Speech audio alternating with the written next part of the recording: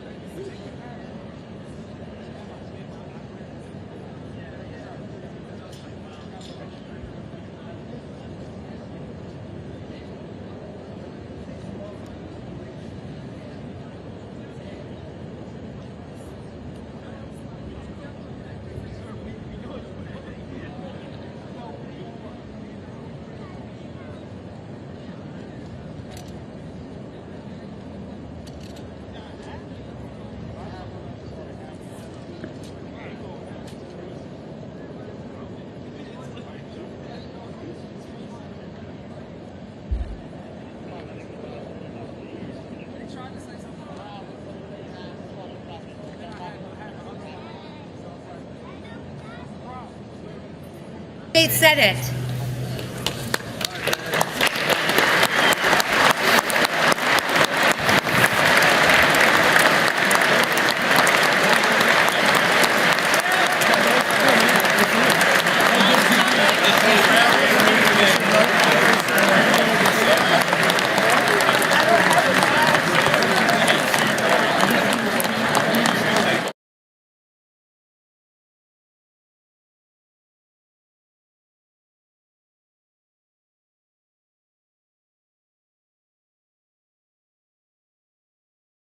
The Vice President and the United States Senate.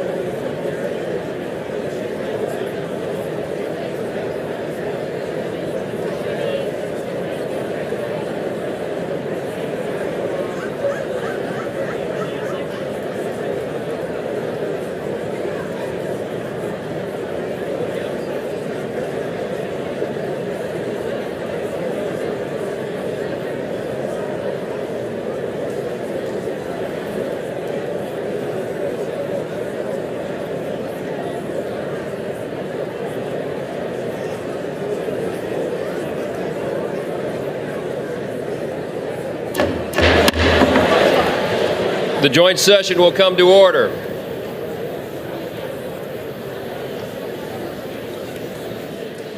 The chair appoints as members of the committee on the part of the House to escort the President of the United States into the chamber the following: the gentleman from Louisiana, Mr. Scalise; the gentleman from Minnesota, Mr. Emmer; the gentlewoman from Michigan, Mrs. McLean; the gentleman from North Carolina, Mr. Hudson; the gentleman from Pennsylvania, Mr. Reschenthaler; the gentleman from Utah, Mr. Moore; the gentlewoman from Indiana, Mrs. Houchin; the gentleman from Oklahoma, Mr. Hearn; the gentleman from New York, Mr. Jeffries; the gentlewoman from Massachusetts, Ms. Clark; the gentleman from California, Mr. Aguilar; the gentleman from California, Mr. Liu; the gentleman from Colorado, Mr. Neguse; the gentlewoman from Washington, Ms. Delbene; the gentlewoman from Michigan, Mrs. Dingle.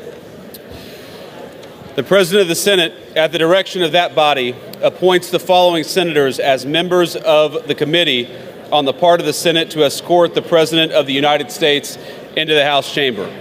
The Senator from South Dakota, Mr. Thune; the Senator from Wyoming, Mr. Barrasso; the Senator from Arkansas, Mr. Cotton; the Senator from Oklahoma, Mr. Lankford; the Senator from West Virginia, Mrs. Capito; the Senator from South Carolina, Mr. Scott; the Senator from New York, Mr. Schumer; the Senator from Illinois, Mr. Durbin; the Senator from Minnesota, Ms. Klobuchar; the Senator from New Jersey, Mr. Booker; the Senator from Wisconsin, Ms. Baldwin.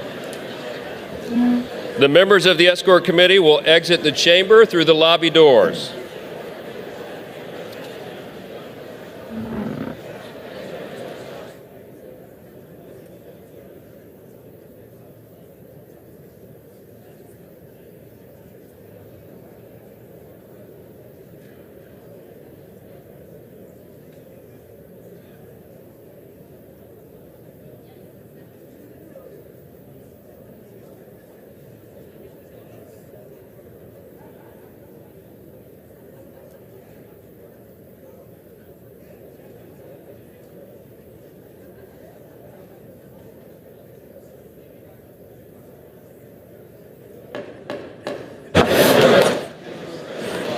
Speaker, the Dean of the Diplomatic Corps.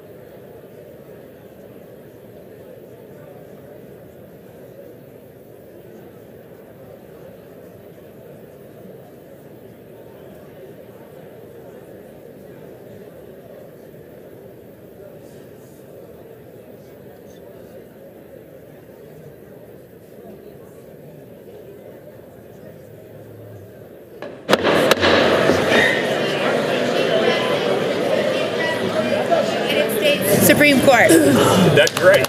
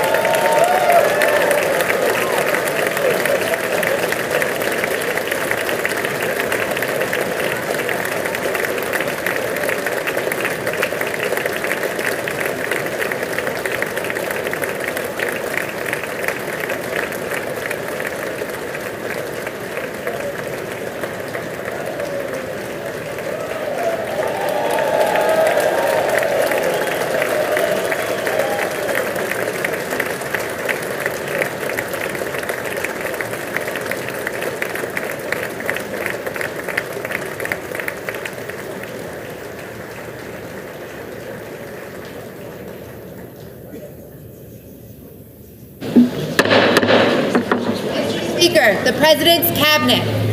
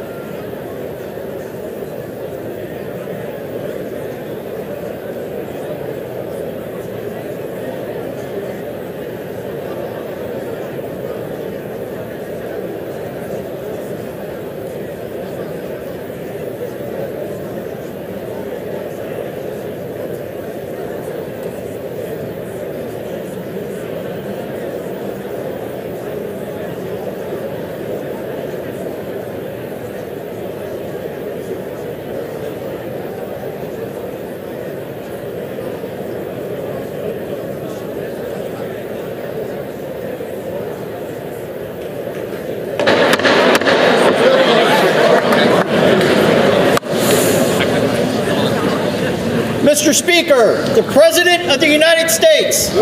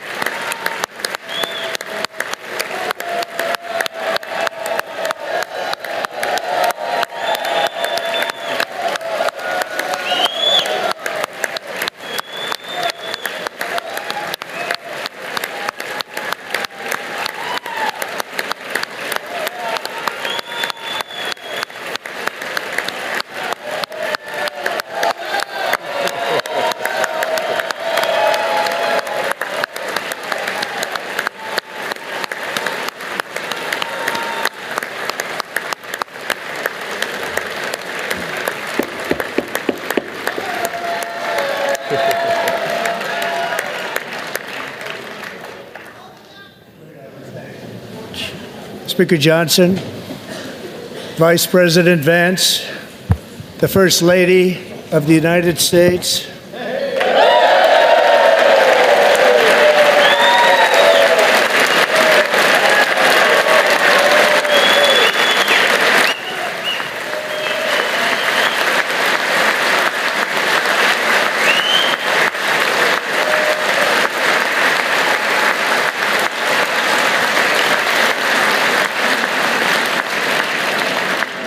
members of the United States Congress, thank you very much. And to my fellow citizens, America is back.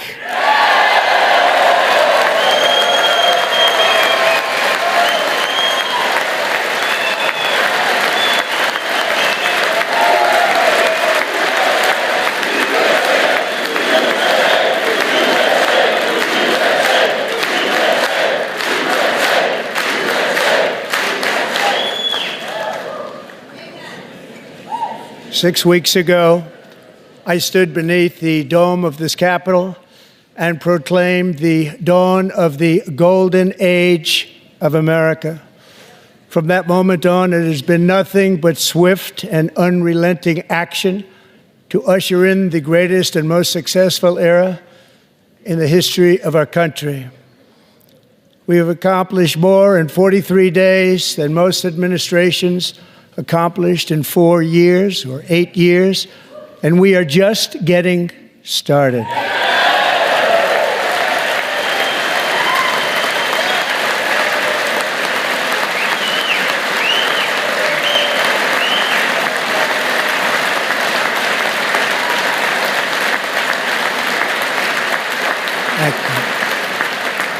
I return to this chamber tonight to report that America's momentum is back, our spirit is back, our pride is back, our confidence is back, and the American dream is surging bigger and better than ever before.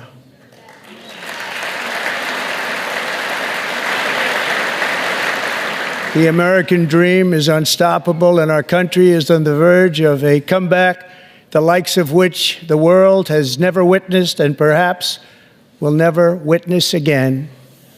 There's never been anything like it.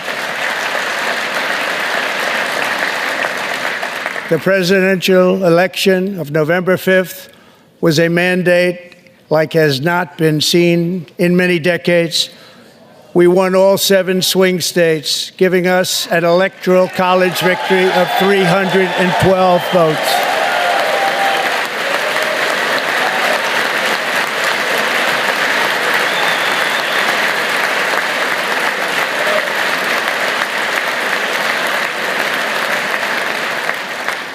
We won the popular vote by big numbers and won counties in our country.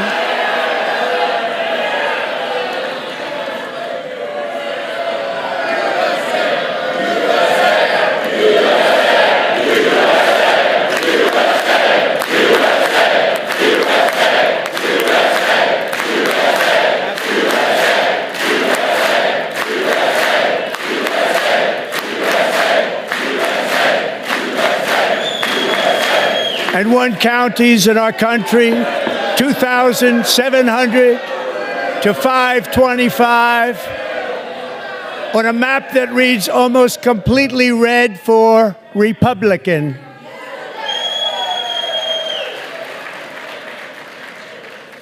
Now, for the first time in modern history, more Americans believe that our country is headed in the right direction than the wrong direction. In fact, it's an astonishing record, 27-point swing, the most ever.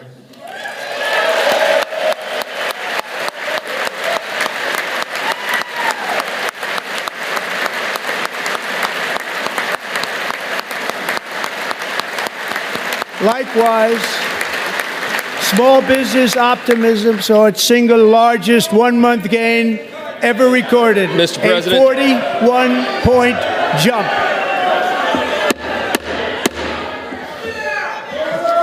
Members are directed to uphold and maintain decorum in the House and to cease any further disruptions.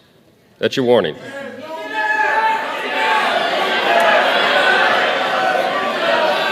Members are engaging in willful and continuing breach of decorum, and the chair is prepared to direct the Sergeant-at-Arms to restore order to the joint session.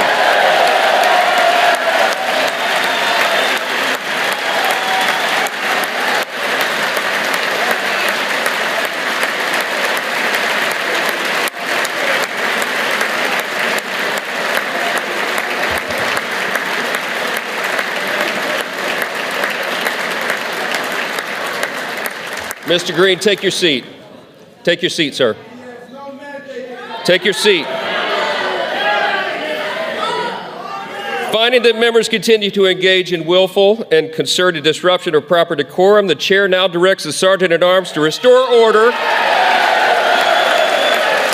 Remove this gentleman from the chamber.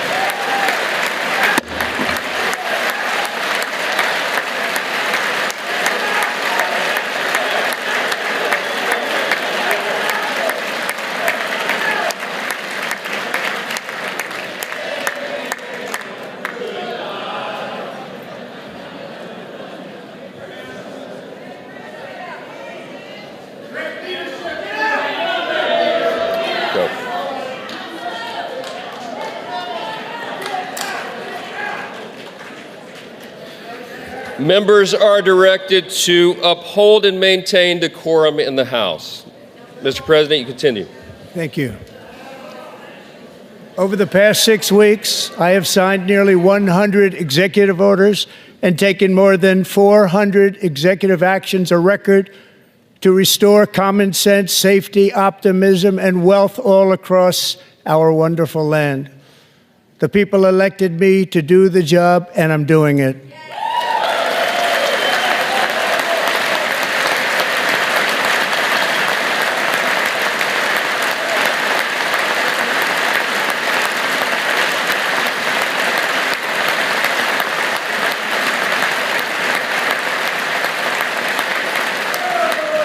In fact, it has been stated by many that the first month of our presidency, it's our presidency, is the most successful in the history of our nation. By many.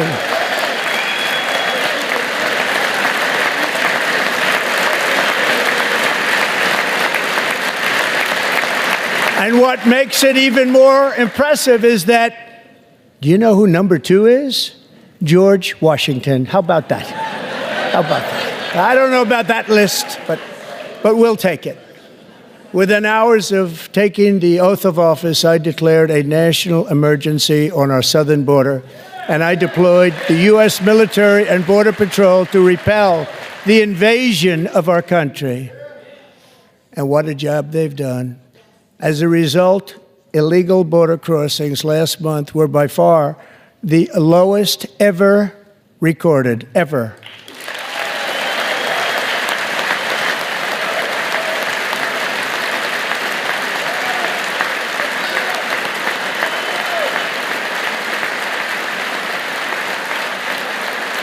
They heard my words and they chose not to come. Much easier that way.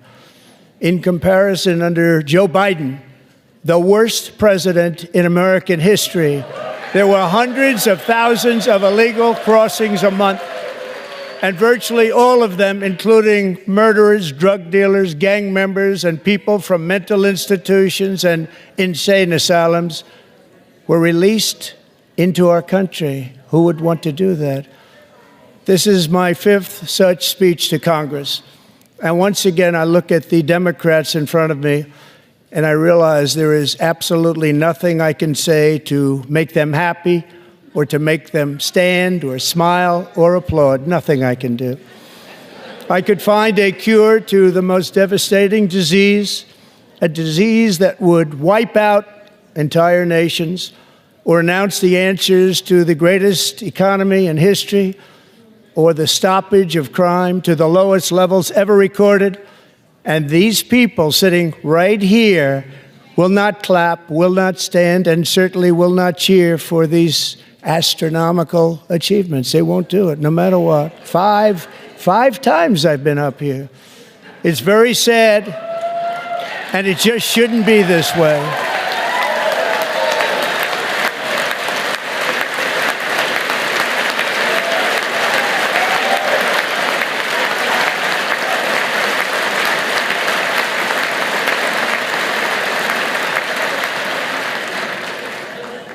So Democrats sitting before me, for just this one night, why not join us in celebrating so many incredible wins for America? For the good of our nation, let's work together and let's truly make America great again.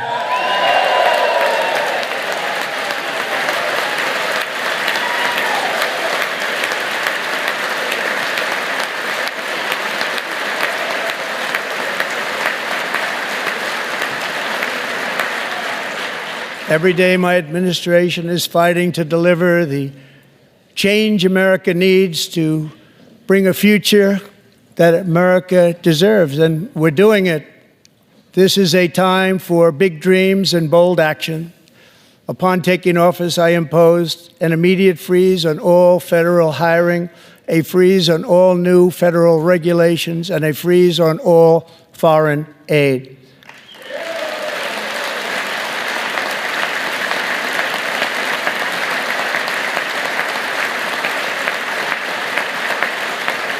I terminated the ridiculous Green New Scam. I withdrew from the unfair Paris Climate Accord, which was costing us trillions of dollars that other countries were not paying. I withdrew from the corrupt World Health Organization.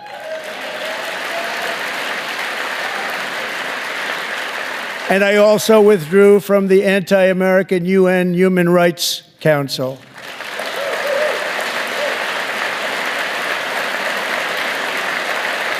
We ended all of Biden's environmental restrictions that were making our country far less safe and totally unaffordable. And importantly, we ended the last administration's insane electric vehicle mandate, saving our auto workers and companies from economic destruction.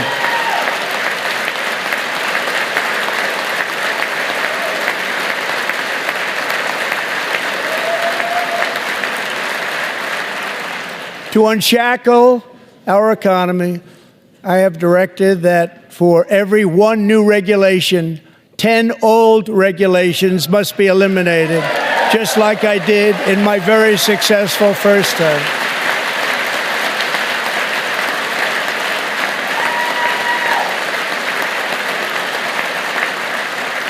And in that first term, we set records on ending unnecessary rules and regulations like no other president had done before. We ordered all federal workers to return to the office. They will either show up for work in person or be removed from their job.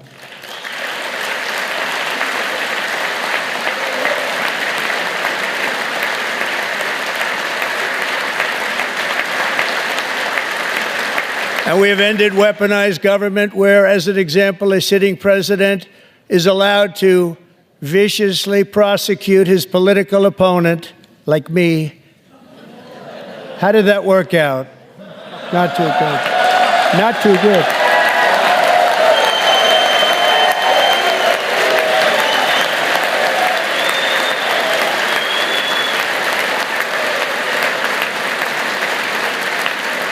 And I have stopped all government censorship and brought back free speech in America. It's back.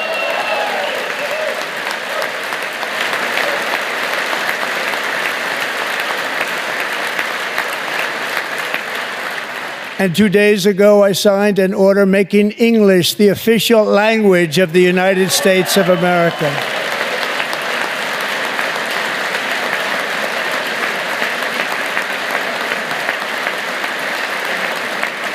I renamed the Gulf of Mexico the Gulf of America.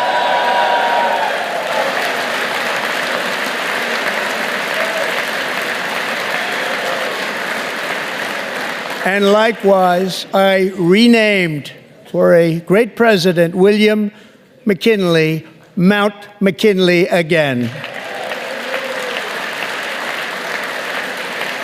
Beautiful Alaska. We love Alaska. We've ended the tyranny of so-called diversity, equity, and inclusion policies all across the entire federal government and indeed the private sector and our military. And our country will be woke no longer.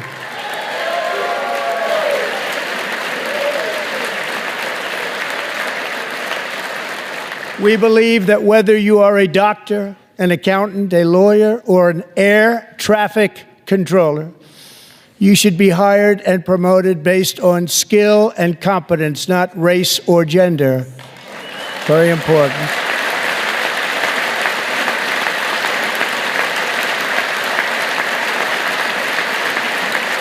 You should be hired based on merit. And the Supreme Court, in a brave and very powerful decision, has allowed us to do so. Thank you. Thank you very much. Thank you. We have removed the poison of critical race theory from our public schools, and I signed an order making it the official policy of the United States government that there are only two genders, male and female.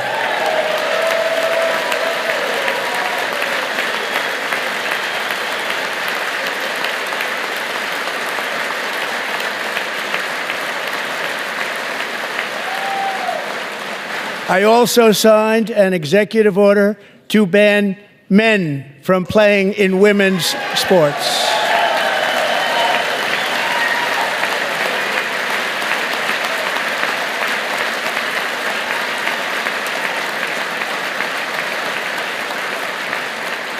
Three years ago, Peyton McNabb was an all-star high school athlete, one of the best, preparing for a future in college sports. But when her girls' volleyball match was invaded by a male, he smashed the ball so hard in Peyton's face, causing traumatic brain injury, partially paralyzing her right side and ending her athletic career. It was a shot like she's never seen before. She's never seen anything like it. Peyton is here tonight in the gallery, and Peyton, from now on, schools will kick the men off the girls' team, or they will lose all federal funding.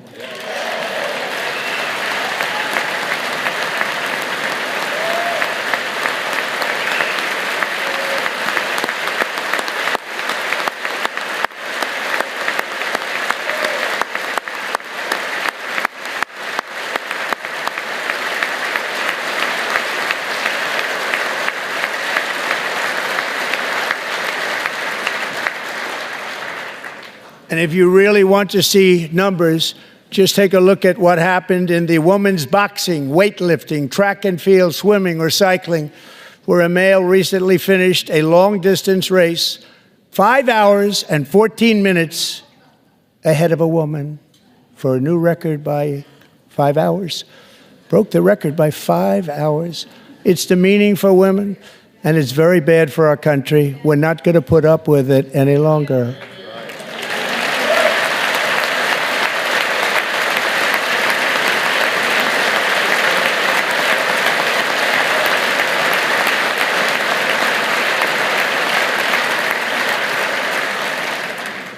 What I have just described is only a small fraction of the common sense revolution that is now, because of us, sweeping the entire world.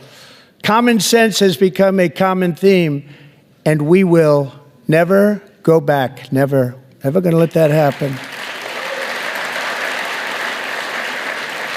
Among my very highest priorities is to rescue our economy and get dramatic and immediate relief to working families.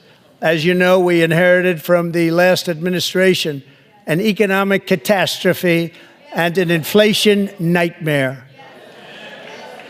Their policies drove up energy prices, pushed up grocery costs, and drove the necessities of life out of reach for millions and millions of Americans. They've never had anything like it.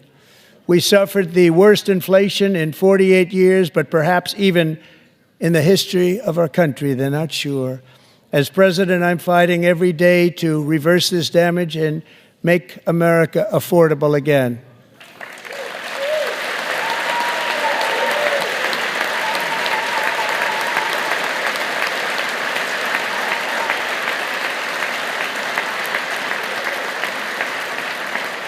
Joe Biden especially let the price of eggs get out of control. The egg price is out of control, and we're working hard to get it back down. Secretary, do a good job on that. You inherited a total mess from the previous administration. Do a good job.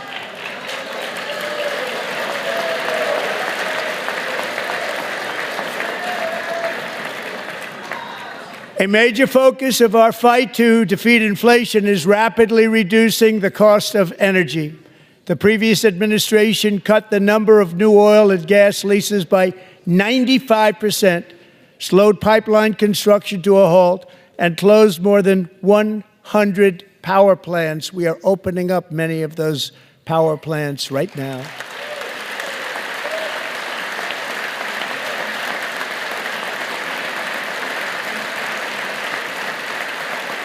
And frankly, we have never seen anything like it.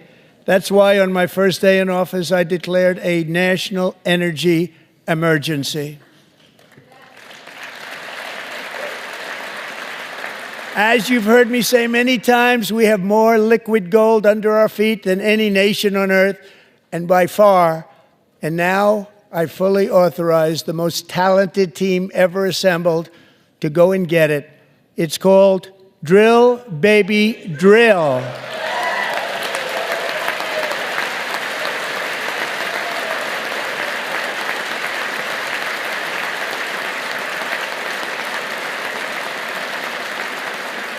My administration is also working on a gigantic natural gas pipeline in Alaska, among the largest in the world, where Japan, South Korea, and other nations want to be our partner with investments of trillions of dollars each. There's never been anything like that one. It will be truly spectacular. It's all set to go. The permitting is gotten. And later this week, I will also take historic action to dramatically expand production of critical minerals and rare earths here in the USA.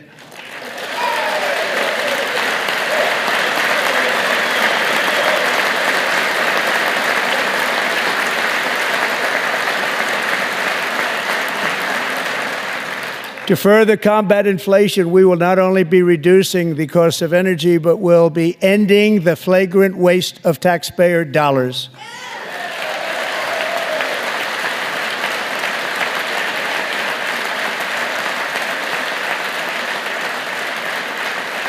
And to that end, I have created the brand new Department of Government Efficiency, GOGE. Perhaps you've heard of it. Perhaps.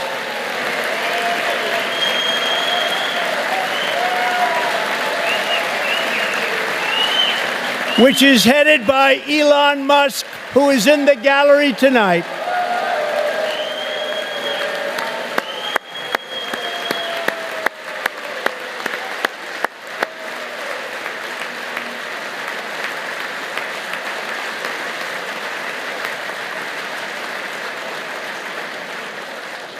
Thank you, Elon. He's working very hard. He didn't need this.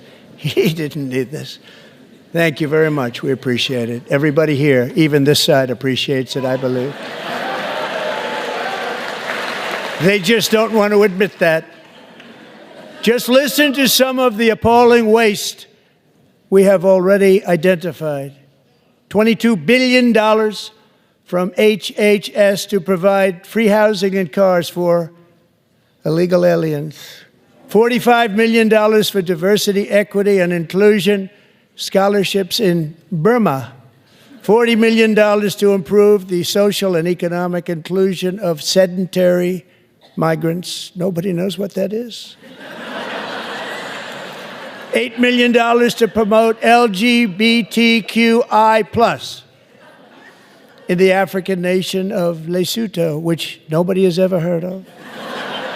$60 million for indigenous peoples and Afro-Colombian empowerment in Central America. $60 million. $8 million for making mice transgender. This is real.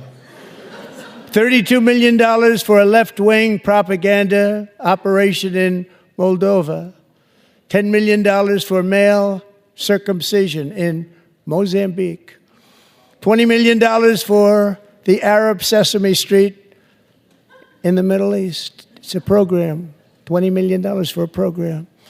$1.9 billion to recently created Decarbonization of Homes Committee, headed up, and we know she's involved. Just at the last moment, the money was passed over by a woman named Stacey Abrams. Have you ever heard of her? A $3.5 million consulting contract for lavish fish monitoring. $1.5 million for voter confidence in Liberia. $14 million for social cohesion in Mali. $59 million for illegal alien hotel rooms in New York City. He's a real estate developer. He's done very well. $250,000 to increase vegan local climate action innovation in Zambia. $42 million for social and behavior change in Uganda. $14 million for improving public procurement in Serbia. $47 million for improving learning outcomes in Asia.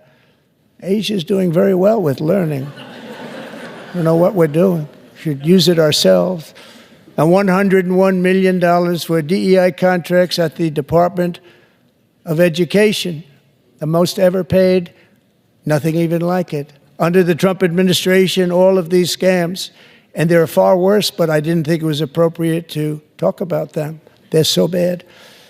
Many more have been found out and exposed and swiftly terminated by a group of very intelligent, mostly young people, headed up by Elon, and we appreciate it. We found hundreds of billions of dollars of fraud.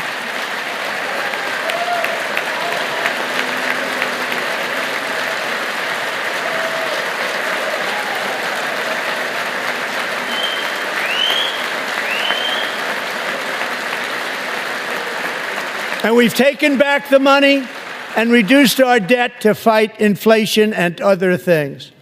Taken back a lot of that money. We got it just in time. This is just the beginning. The Government Accountability Office, a federal government office, has estimated annual fraud of over $500 billion in our nation, and we are working very hard to stop it. We're going to. We're also identifying shocking levels of incompetence and probable fraud in the Social Security program for our seniors, and that our seniors and people that we love rely on. Believe it or not, government databases list 4.7 million Social Security members from people aged 100 to 109 years old. It lists 3.6 million people from ages 110 to 119. I don't know any of them. I know some people that are rather elderly, but not quite that elderly. 3.47 million people from ages 120 to 129. 3.9 million people from ages 130 to 139.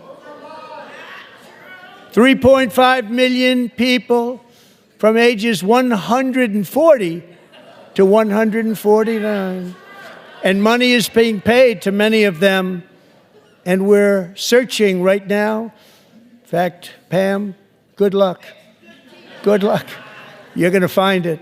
But a lot of money is paid out to people because it just keeps getting paid, and nobody does, and it really hurts Social Security and hurts our country. 1.3 million people from ages 150 to 159, and over 130,000 people, according to the Social Security databases, are age over 160 years old. We have a healthier country than I thought, Bobby.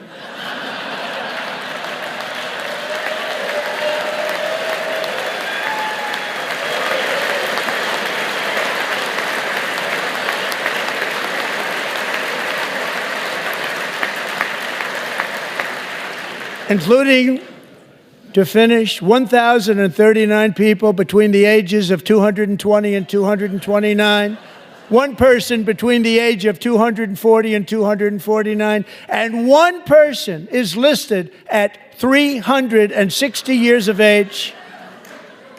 More than 100 years. More than 100 years older than our country. But we're going to find out where that money's going. And it's not going to be pretty. By slashing all of the fraud, waste, and theft we can find, we will defeat inflation, bring down mortgage rates, lower car payments and grocery prices, protect our seniors, and put more money in the pockets of American families.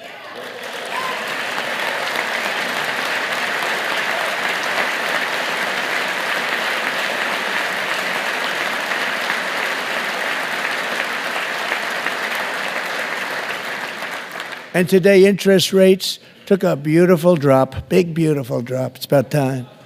And in the near future, I want to do what has not been done in 24 years, balance the federal budget. We're going to balance it.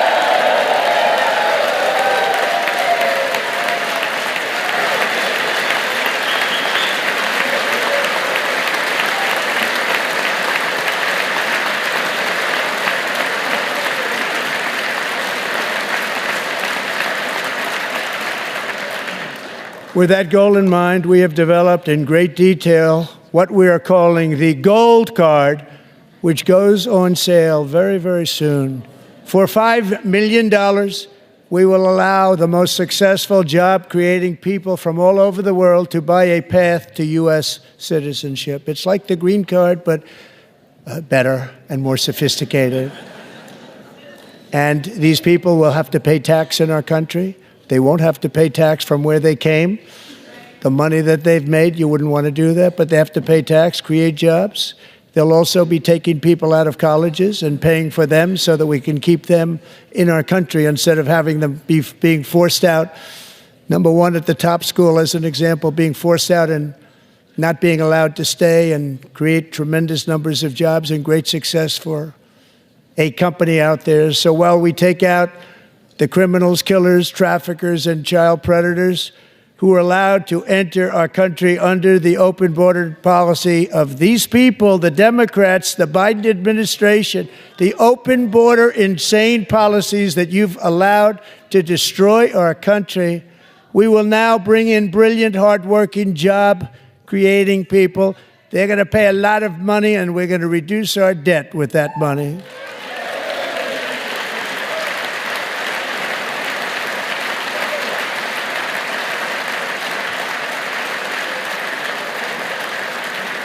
Americans have given us a mandate for bold and profound change.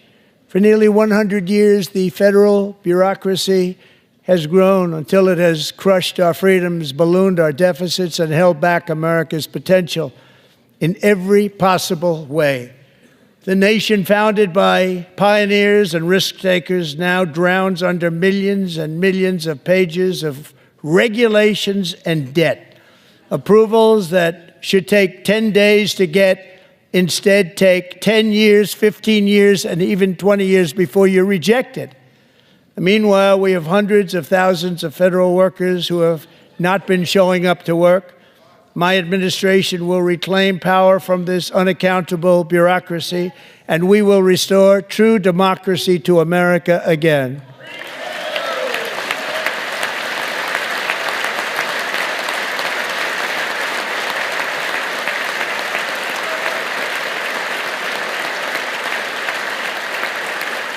And any federal bureaucrat who resists this change will be removed from office immediately. Because we are draining the swamp. It's very simple. And the days of rule by unelected bureaucrats are over.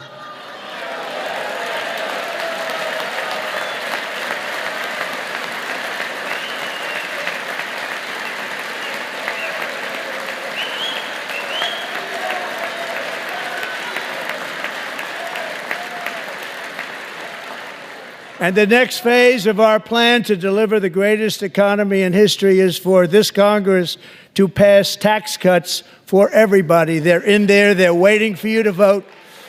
And I'm sure that the people on my right, I don't mean the Republican right, but my right here, I'm sure you're going to vote for those tax cuts, because otherwise I don't believe the people will ever vote you into office. So I'm doing you a big favor by telling you that.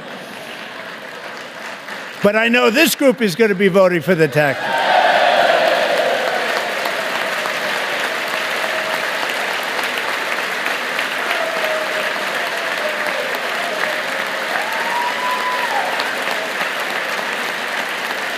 Thank you. It's a very, very big part of our plan. We had tremendous success in our first term with it, a very big part of our plan. We're seeking permanent income tax cuts all across the board. And to get urgently needed relief to Americans hit especially hard by inflation, I'm calling for no tax on tips, no tax on overtime, and no tax on Social Security benefits for our great seniors.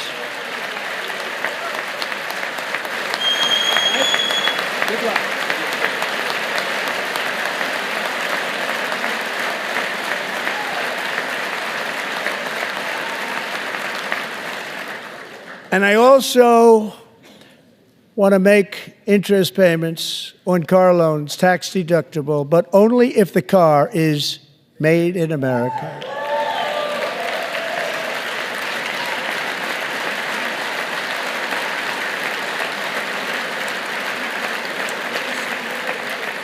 And by the way, we're going to have growth in the auto industry like nobody's ever seen. Plants are opening up all over the place. Deals are being made. Never seen. That's a combination of the election win and tariffs. It's a beautiful word, isn't it? That, along with our other policies, will allow our auto industry to absolutely boom. It's going to boom. Spoke to the majors today, all three, the top people, and they're so excited. In fact, already numerous car companies have announced that they will be building massive automobile plants in America, with Honda just announcing a new plant in Indiana, one of the largest anywhere in the world.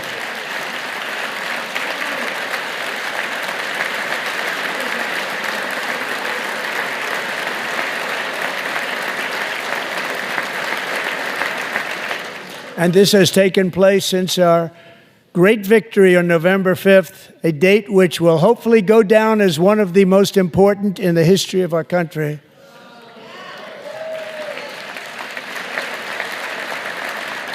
In addition, as part of our tax cuts, we want to cut taxes on domestic production and all manufacturing. And just as we did before, we will provide 100% expensing. It will be retroactive to January 20th, 2025. And it was one of the main reasons why our tax cuts were so successful in our first term, giving us the most successful economy in the history of our country, first term. We had a great first term.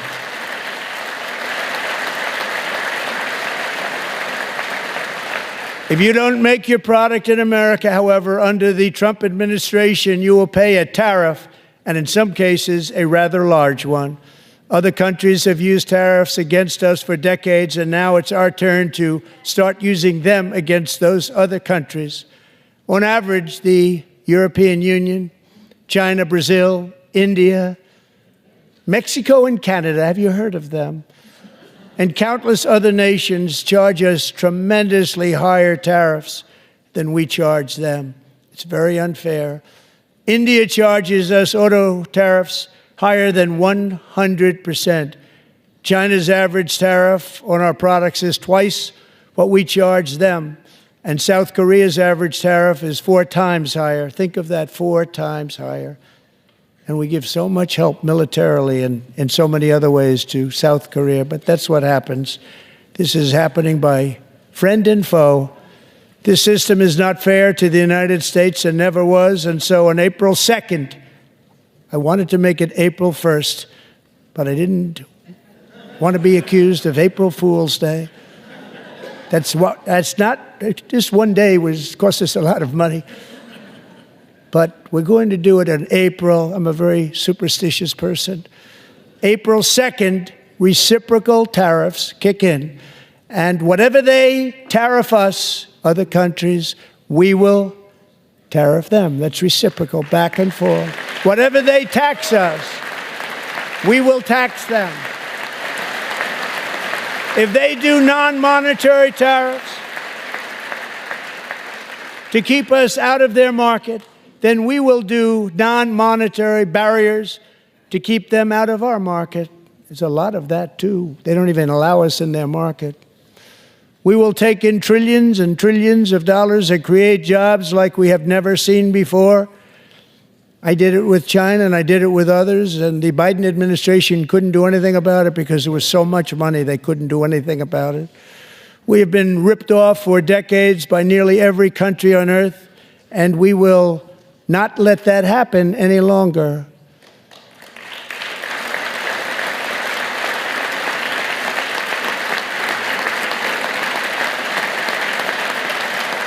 Much has been said over the last 3 months about Mexico and Canada, but we have very large deficits with both of them. But even more importantly, they've allowed fentanyl to come into our country at levels never seen before, killing hundreds of thousands of our citizens and many very young, beautiful people, destroying families. Nobody's ever seen anything like it. They are, in effect, receiving subsidies of hundreds of billions of dollars. We pay subsidies to Canada and to Mexico of hundreds of billions of dollars, and the United States will not be doing that any longer. We're not going to do it any longer.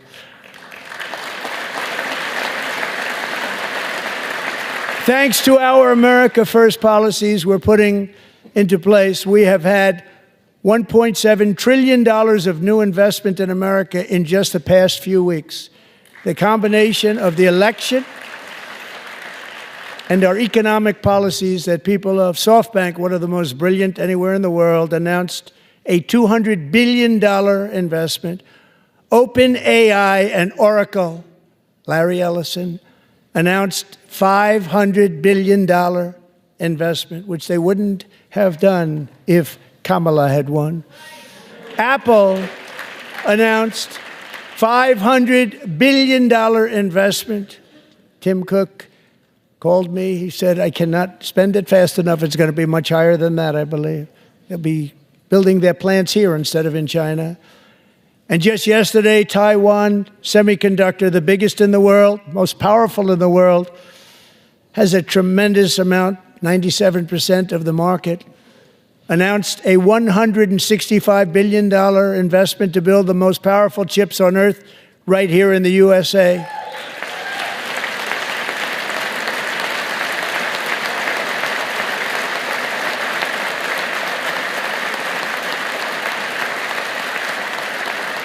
And we're not giving them any money. Your CHIPS Act is a horrible, horrible thing. We give hundreds of billions of dollars, and it doesn't mean a thing. They take our money and they don't spend it. All that meant to them, we're giving them no money. All that was important to them was they didn't want to pay the tariffs, so they came and they're building, and many other companies are coming. We don't have to give them money. We just want to protect our businesses and our people. And they will come because they won't have to pay tariffs if they build in America. So it's very amazing. You should get rid of the CHIP Act, and whatever's left over, Mr. Speaker, you should use it to reduce debt or any other reason you want to.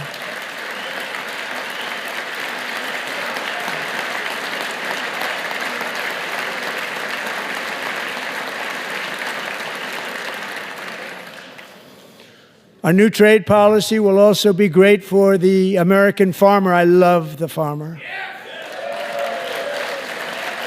Who will now be selling into our home market, the USA, because nobody is going to be able to compete with you. Because those goods that come in from other countries and companies, they're really in a bad position in so many different ways. They're uninspected. They may be very dirty and disgusting, and they come in and they pour in, and they hurt our American farmers. The tariffs will go on agricultural product coming into America, and our farmers, starting on April 2nd, it may be a little bit of an adjustment period. We had that before when I made the deal with China, $50 billion of purchases, and I said, just bear with me, and they did. They did. Probably have to bear with me again, and this will be even better. That was great. The problem with it was that Biden didn't enforce it. He didn't enforce it. $50 billion of purchases, and we were doing great, but Biden did not enforce it, and it hurt our farmers. But our farmers are going to have a field day right now. So to our farmers, have a lot of fun. I love you too. I love you too. It's all going to happen.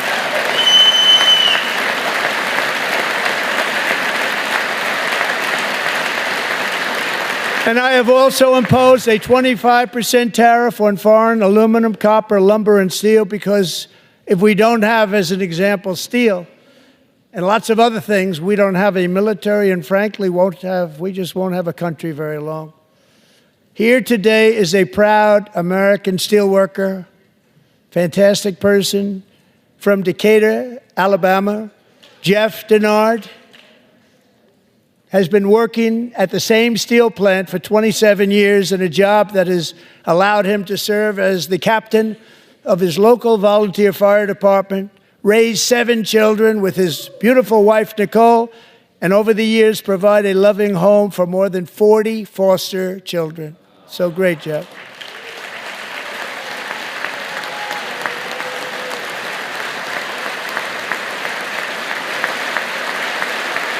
Thank you, Jeff. Thank you, Jeff.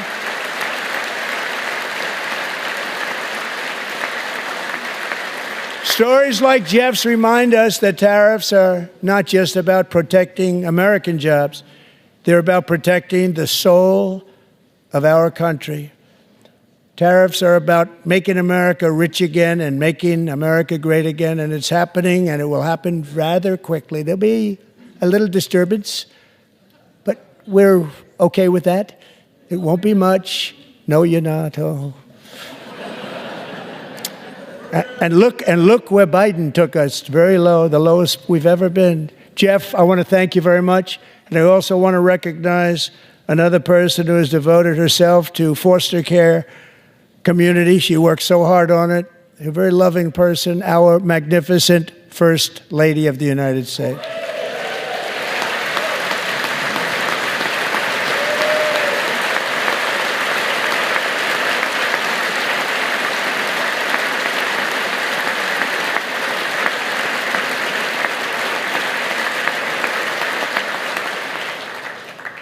Melania's work has yielded incredible results, helping prepare our nation's future leaders as they enter the workforce. Our First Lady is joined by 2 impressive young women, very impressive. Haley Ferguson, who benefited from the First Lady's Fostering the Future initiative and is poised to complete her education and become a teacher. And Elliston Berry, who became a victim of an illicit deepfake image produced by a peer. With Elliston's help, the Senate just passed the Take It Down Act, and this is so important. Thank you very much, John. John Thune, thank you. Stand up, John. Thank you, John.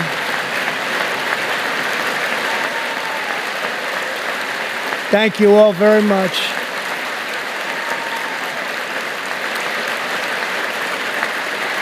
Thank you. And thank you to John Thune and the Senate. Great job. To criminalize the publication of such images online is a terrible, terrible thing.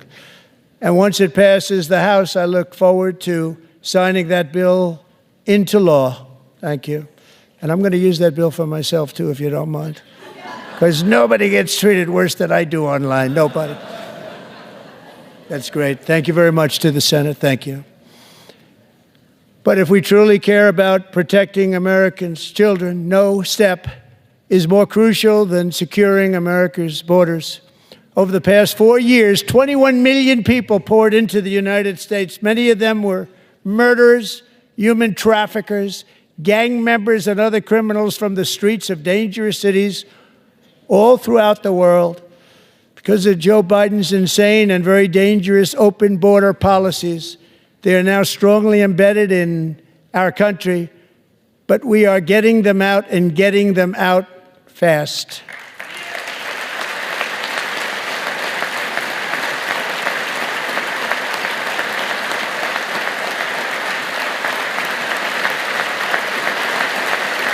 And I want to thank Tom Homan and Christy. I want to thank you and Paul of Border Patrol.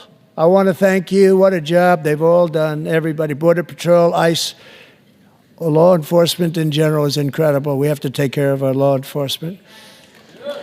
Have to.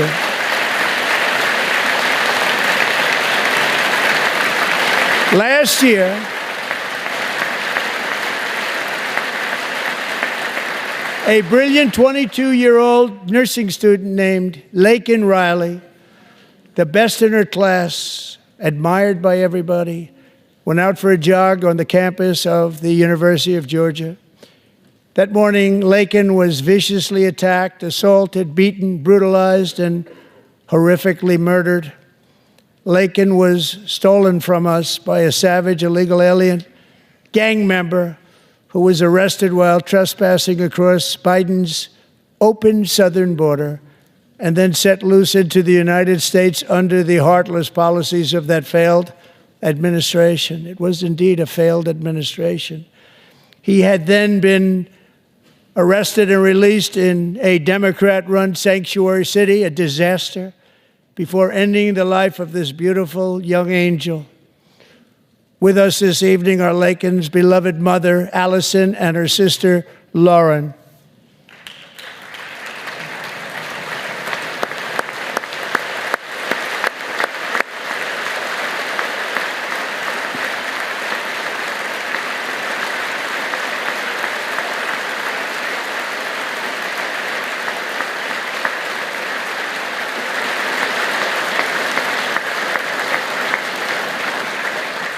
Last year, I told Laken's grieving parents that we would ensure their daughter would not have died in vain.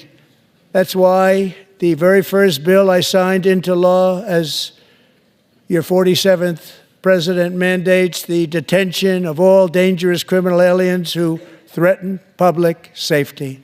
It's a very strong, powerful act.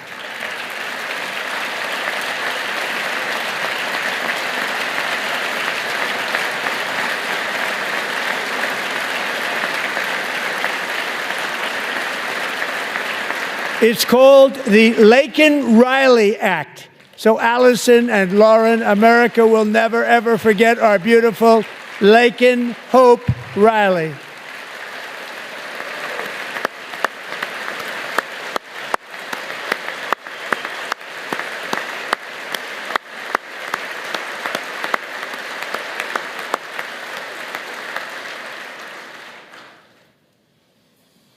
Thank you very much. Since taking office, my administration has launched the most sweeping border and immigration crackdown in American history, and we quickly achieved the lowest numbers of illegal border crossers ever recorded. Thank you.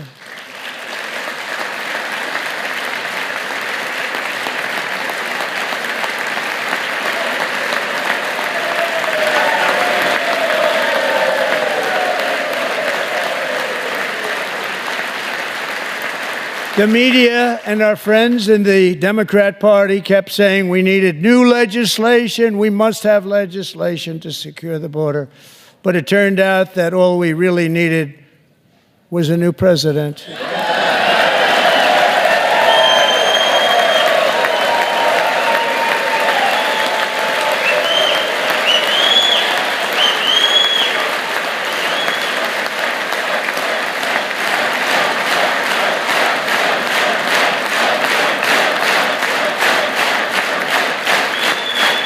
Thank you. Joe Biden didn't just open our borders, he flew illegal aliens over them to overwhelm our schools, hospitals, and communities throughout the country.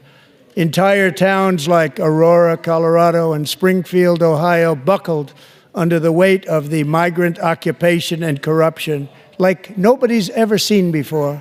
Beautiful towns destroyed. Now, just as I promised in my inaugural address, we are achieving the great liberation of America.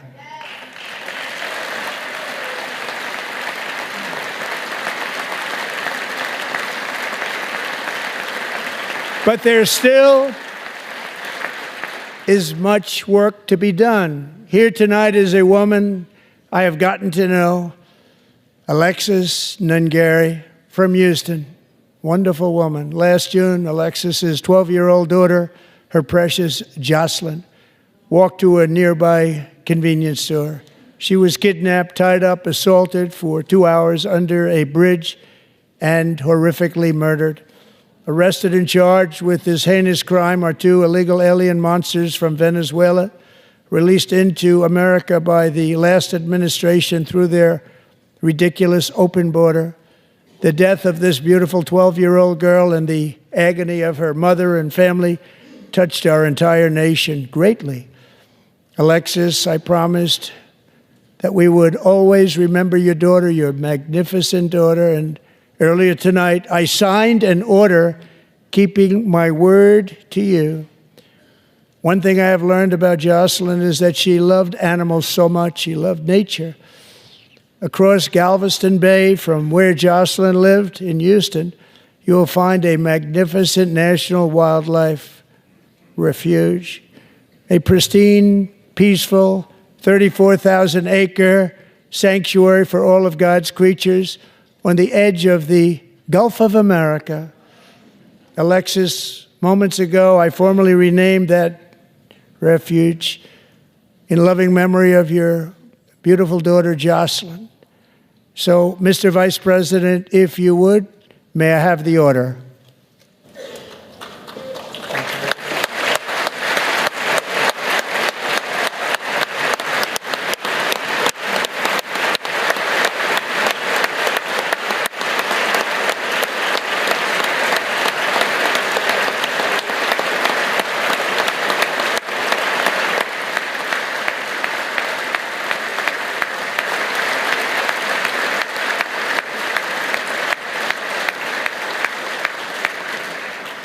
Thank you very much. All 3 savages charged with Jocelyn and Lakin's murders were members of the Venezuelan prison gang, the toughest gang, they say, in the world, known as Tren de Aragua. 2 weeks ago, I officially designated this gang, along with MS-13 and the bloodthirsty Mexican drug cartels, as foreign terrorist organizations.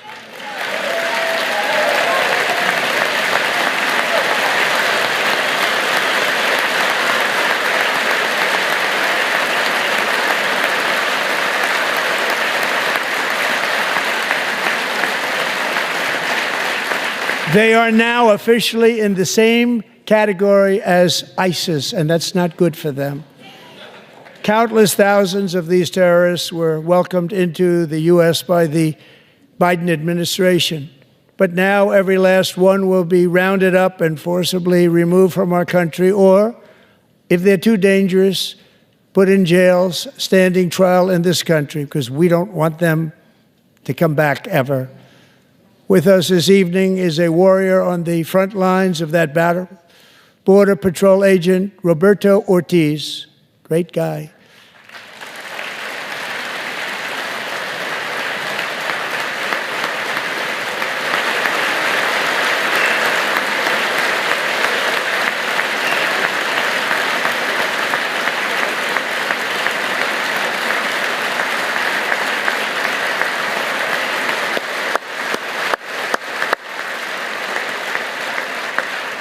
In January, Roberto and another agent were patrolling by the Rio Grande near an area known as Cartel Island. Doesn't sound too nice to me.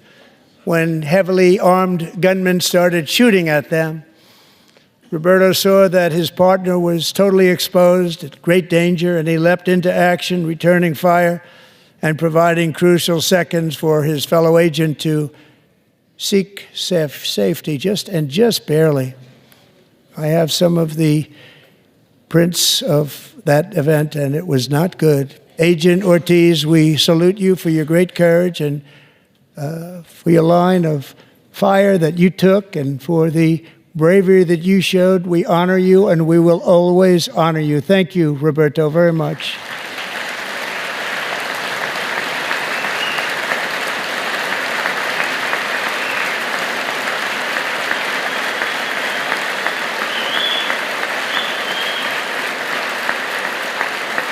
Thank you, Roberto.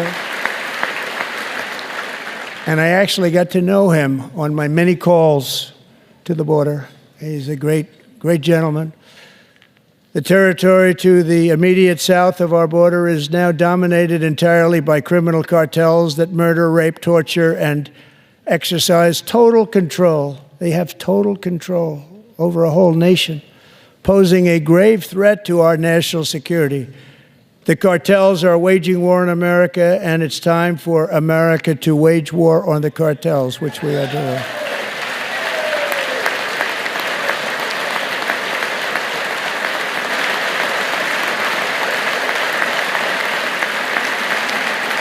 Five nights ago, Mexican authorities, because of our tariff policies being imposed on them, think of this, handed over to us 29 of the biggest cartel leaders in their country. That has never happened before. They want to make us happy. First time ever.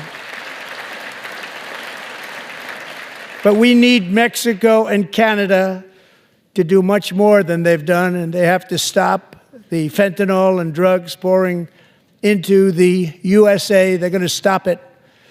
I have sent Congress a detailed funding request laying out exactly how we will eliminate these threats to protect our homeland and complete the largest deportation operation in American history, larger even than current record holder, President Dwight D. Eisenhower, a moderate man, but someone who believed very strongly in borders. Americans expect Congress to send me this funding without delay so I can sign it into law. So, Mr. Speaker, John Thune, both of you, I hope you're going to be able to do that, Mr. Speaker. Thank you. Mr. Leader, thank you. Thank you very much. And let's get it to me. I'll sign it so fast, you won't even believe it.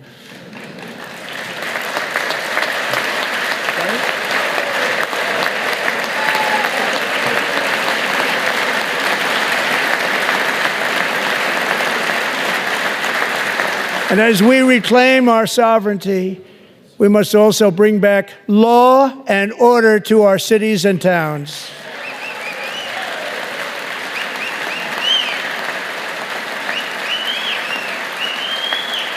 In recent years, our justice system has been turned upside down by radical left lunatics. Many jurisdictions virtually ceased enforcing the law against dangerous repeat offenders while weaponizing law enforcement against political opponents like me. My administration has acted swiftly and decisively to restore fair, equal, and impartial justice under the constitutional rule of law, starting at the FBI and the DOJ. Pam, good luck. Cash, wherever you may be, good luck. Good luck. Pam Bond. Good luck. So important. Going to do a great job.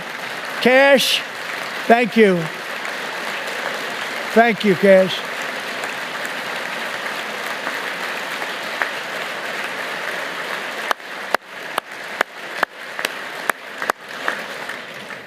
They've already started very strong. They're going to do a fantastic job. You're going to be very proud of them.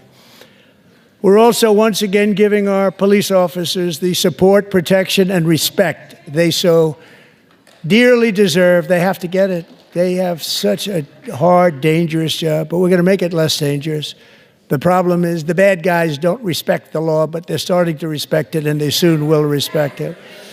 This also includes our great fire departments throughout the country. Our firemen and women are unbelievable people, and we'll never forget them. And besides that, they voted for me in record numbers, so I have no choice.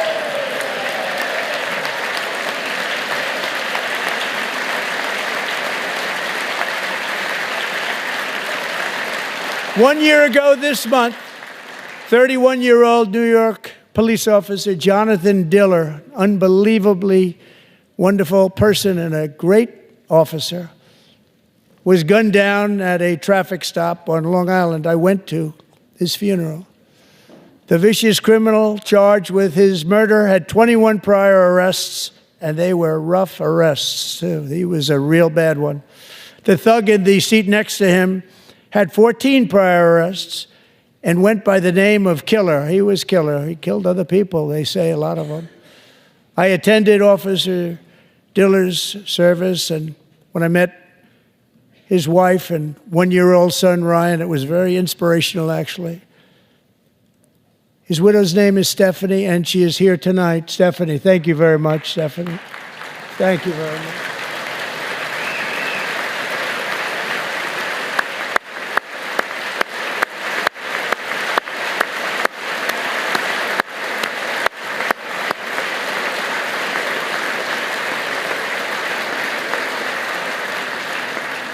Stephanie, we're going to make sure that Ryan knows his dad was a true hero, New York's finest, and we're going to get these cold-blooded killers and repeat offenders off our streets, and we're going to do it fast.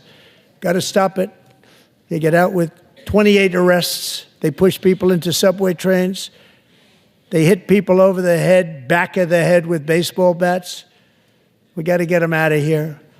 I have already signed an executive order requiring a mandatory death penalty for anyone who murders a police officer, and tonight I'm asking Congress to pass that policy into permanent law.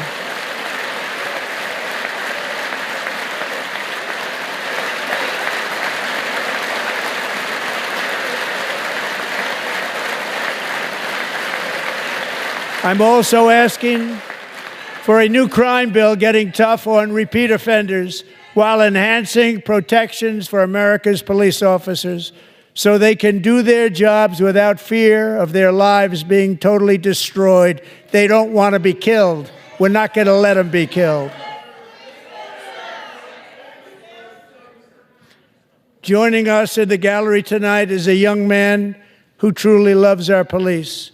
His name is DJ Daniel. He is 13 years old, and he has always dreamed of becoming a police officer.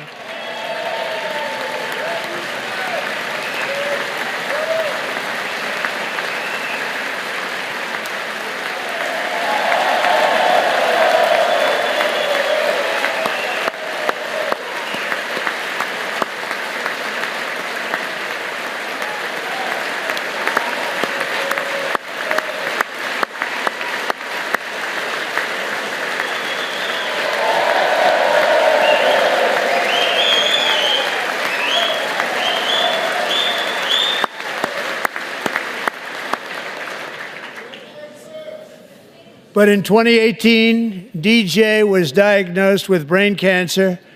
The doctors gave him 5 months at most to live. That was more than 6 years ago.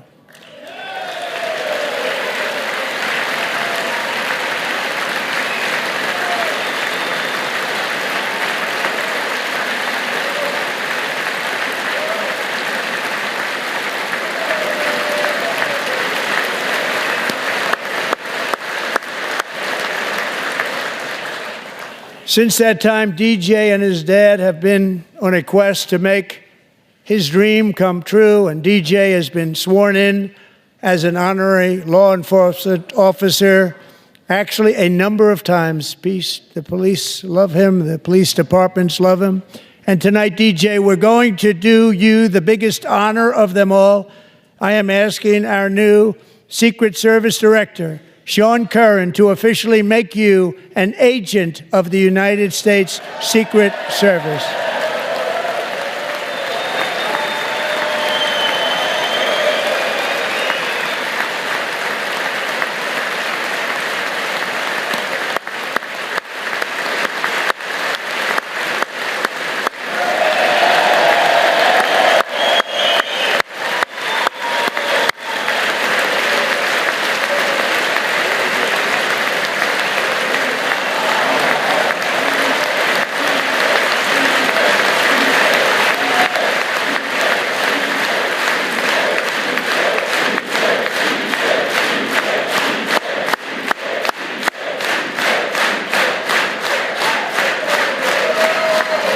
Thank you, DJ.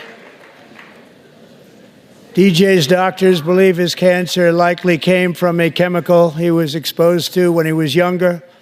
Since 1975, rates of child cancer have increased by more than 40%. Reversing this trend is one of the top priorities for our new Presidential Commission to Make America Healthy Again, chaired by our new Secretary of Health and Human Services, Robert F. Kennedy, Jr.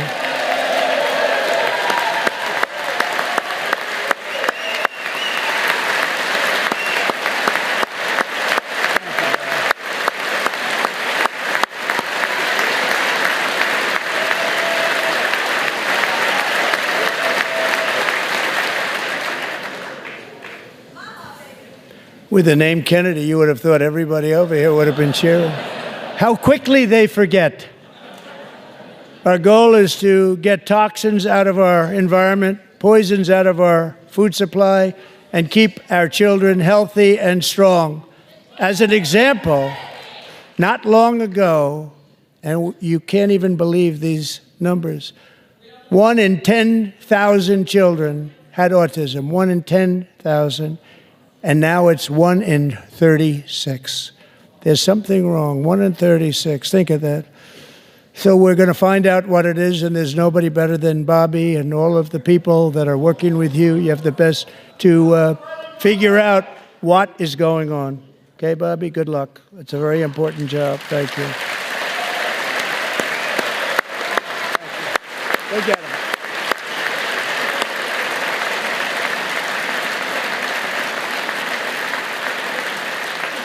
Thank you.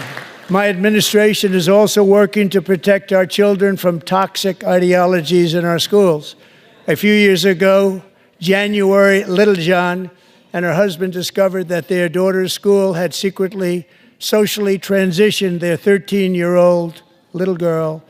Teachers and administrators conspired to deceive January and her husband while encouraging her daughter to use a new name and pronouns. They, them pronoun, actually, all without telling January, who is here tonight and is now a courageous advocate against this form of child abuse. January, thank you. Thank you. Thank you very much.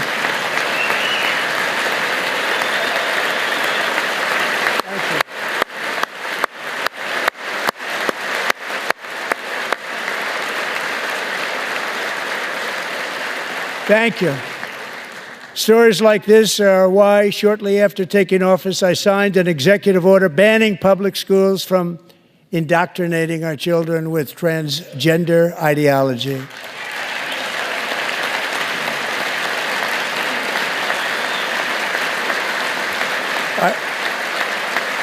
I also signed an order to cut off all taxpayer funding to any institution that engages in the sexual mutilation of our youth.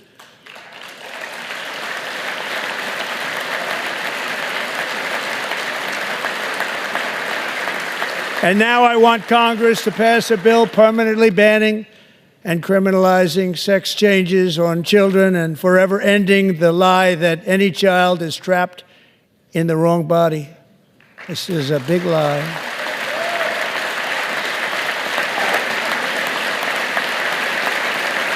And our message to every child in America is that you are perfect exactly the way God made you.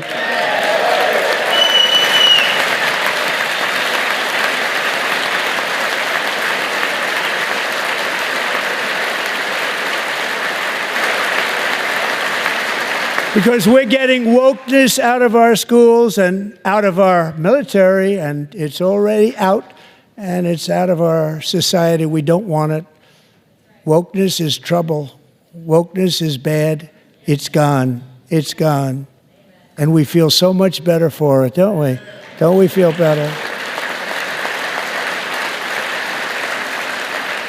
Our service members won't be activists and ideologues. They will be fighters and warriors. They will fight for our country. And Pete, congratulations. Secretary of Defense, congratulations.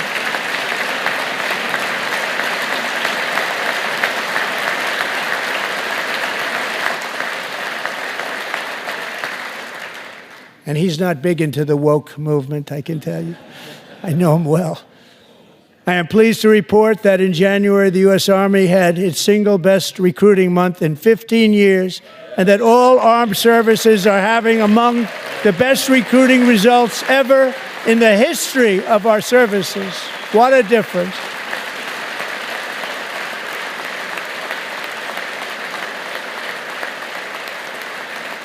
And you know, it was just a few months ago where the results were exactly the opposite. We couldn't recruit anywhere. We couldn't recruit. Now we're having the best results just about that we've ever had. What a tremendous turnaround. It's really a beautiful thing to see.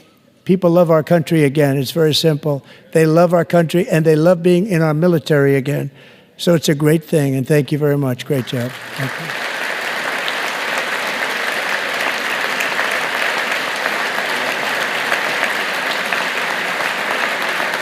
We're joined tonight by a young man, Jason Hartley, who knows the weight of that call of duty.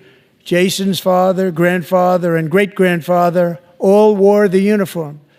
Jason tragically lost his dad, who was also a Los Angeles County Sheriff's deputy when he was just a boy, and now he wants to carry on the family legacy of service. Jason is a senior in high school, a 6-letter varsity athlete, a really good athlete, they say, a brilliant student with a 4.46, that's good, GPA. And his greatest dream is to attend the U.S. Military Academy at West Point.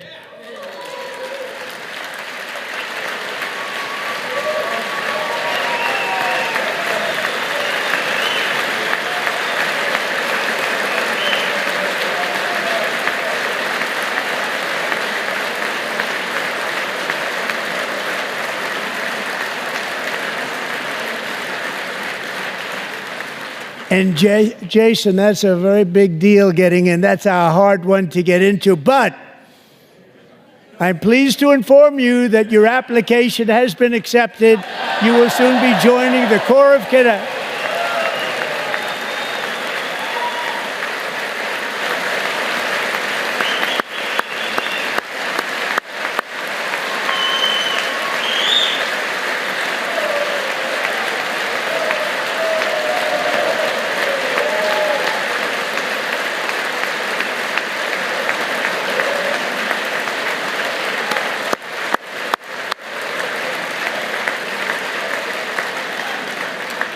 Thank you. Jason, you're going to be on the long gray line, Jason. As Commander-in-Chief, my focus is on building the most powerful military of the future. As a first step, I'm asking Congress to fund a state-of-the-art Golden Dome missile defense shield to protect our homeland, all made in the USA.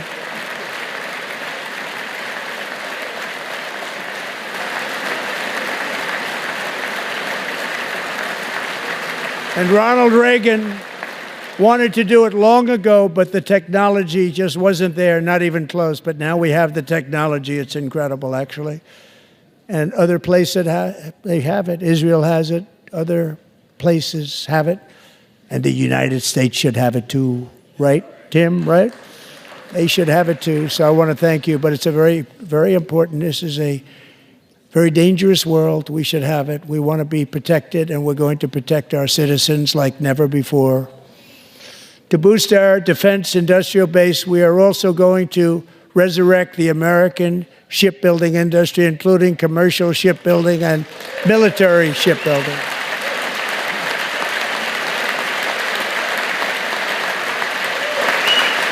And for that purpose, I am announcing tonight that we will create a new Office of Shipbuilding in the White House and offer special tax incentives to bring this industry home to America where it belongs. We used to make so many ships. We don't make them anymore very much, but we're going to make them very fast, very soon. It will have a huge impact. To further enhance our national security, my administration will be reclaiming the Panama Canal, and we've already started doing it.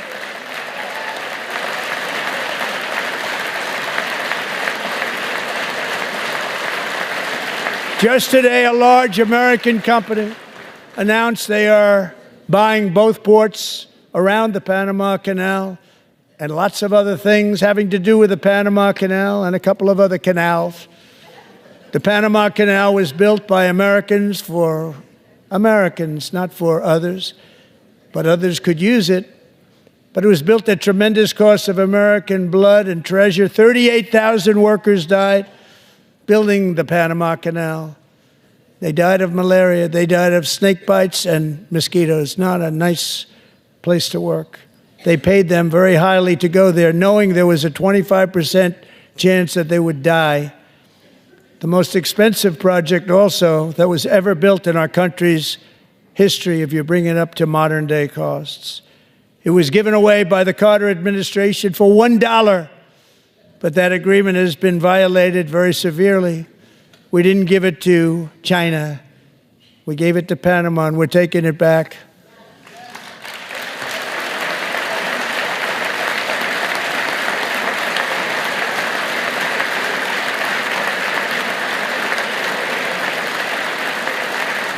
And we have Marco Rubio in charge. Good luck, Marco. Now, we know who to blame if anything goes wrong. Marco's been amazing, and he's going to do a great job. Think of it. He got 100 votes.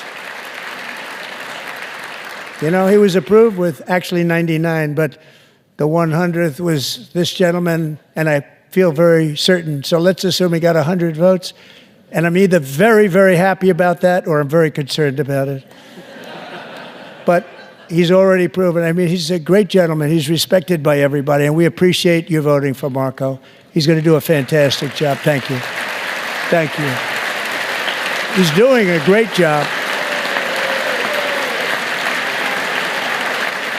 Great job. And I also have a message tonight for the incredible people of Greenland. We strongly support your right to determine your own future. And if you choose, we welcome you into the United States of America. We need Greenland for national security and even international security, and we're working with everybody involved to try and get it. But we need it really for international world security. And I think we're going to get it. One way or the other, we're going to get it. We will keep you safe. We will make you rich, and together we will take Greenland to heights like you have never thought possible before. It's a very small population, but very, very large piece of land and very, very important for military security. America is once again standing strong against the forces of radical Islamic terrorism. 3.5 years ago, ISIS terrorists killed 13 American service members and countless others in the Abbey Gate bombing during the disastrous and incompetent withdrawal from Afghanistan. Not that they were withdrawing, it was the way they withdrew. Perhaps the most embarrassing moment in the history of our country. Tonight, I am pleased to announce that we have just apprehended the top terrorist responsible for that atrocity, and he is right now on his way here to face the swift sword of American justice.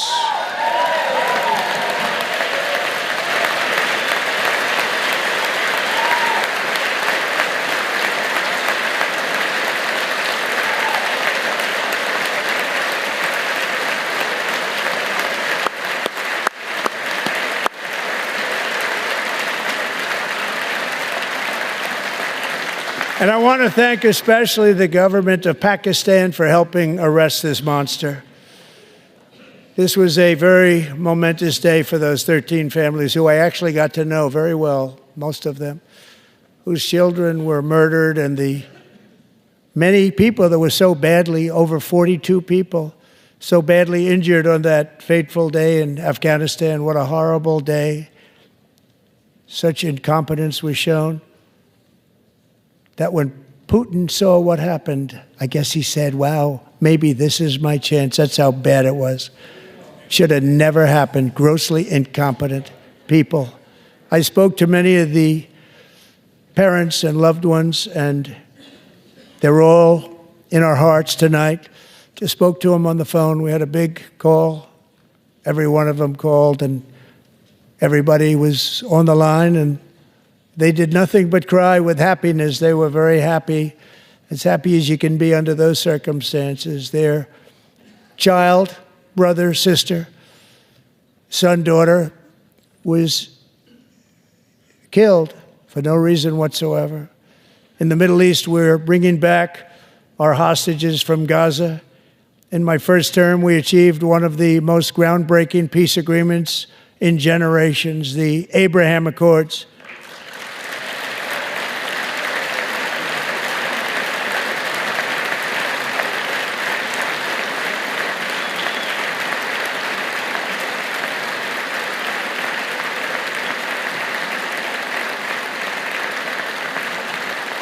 And now we're going to build on that foundation to create a more peaceful and prosperous future for the entire region. A lot of things are happening in the Middle East. People haven't been talking about that so much lately with everything going on with Ukraine and Russia.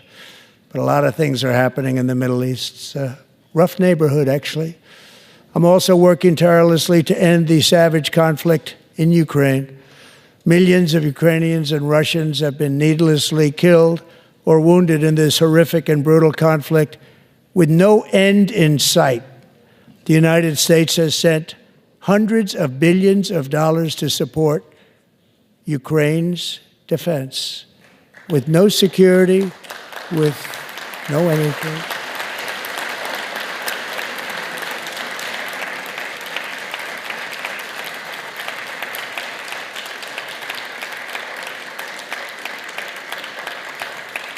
Do you want to keep it going for another 5 years? Yeah, you would say Pocahontas says yes.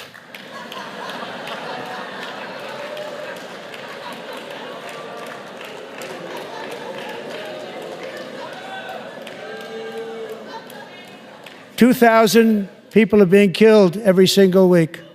More than that. They're Russian young people. They're Ukrainian young people. They're not Americans. But I want it to stop.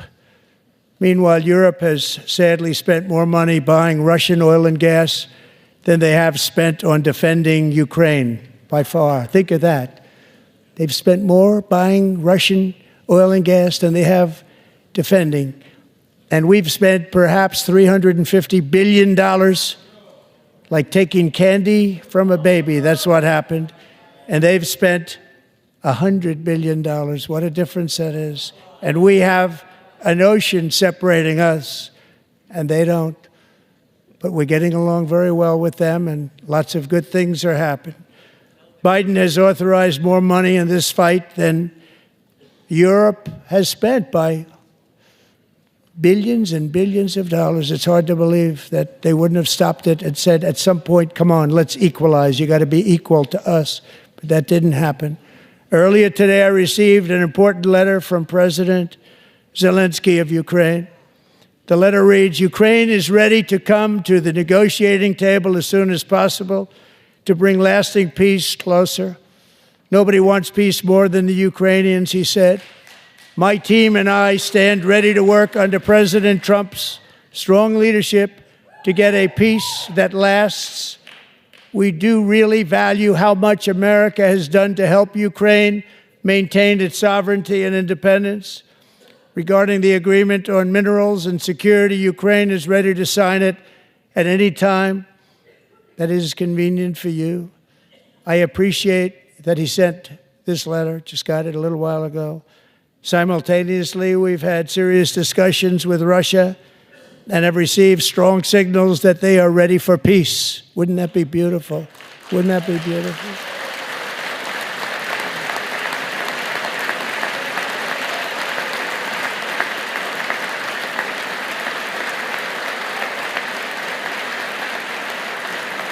Wouldn't that be beautiful?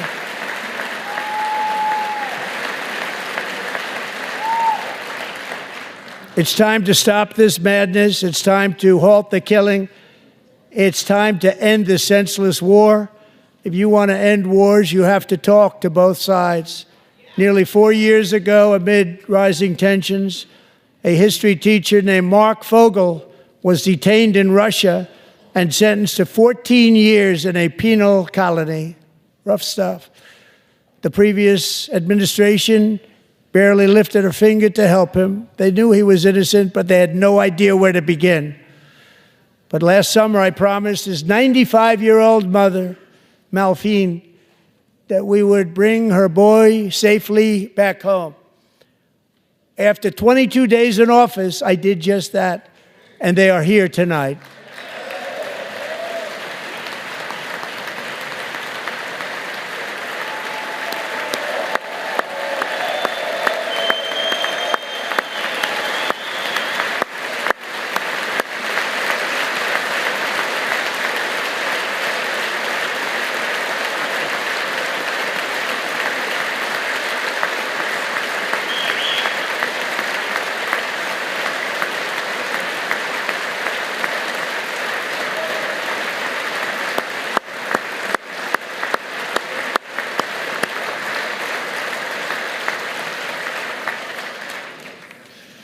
To Mark and his great mom, we are delighted to have you safe and sound and with us. As fate would have it, Mark Fogel was born in a small rural town in Butler, Pennsylvania. Have you heard of it? Where his mother has lived for the past 78 years. I just happened to go there last July 13th for a rally. That was not pleasant. And that is where I met his beautiful mom right before I walked onto that stage. And I told her I would not forget what she said about her son. And I never did I? Never forgot. Less than 10 minutes later, at that same rally, gunfire rang out, and a sick and deranged assassin unloaded 8 bullets from his sniper's perch into a crowd of many thousands of people.